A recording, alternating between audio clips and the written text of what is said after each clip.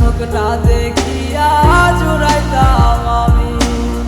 কে দেখে রে আমার চাঁদ আছে কার ঘরে, অন্ধকার পড়ে রইল আমার ঘরে। বসে হাসি মুখে চইলা গেল দিয়া বিদায় আমায়, ভাবলো না সে আমার কথা হইয়া গেল কার। আর কে করিবে তোমায় এত জ্বালাতন, আর কে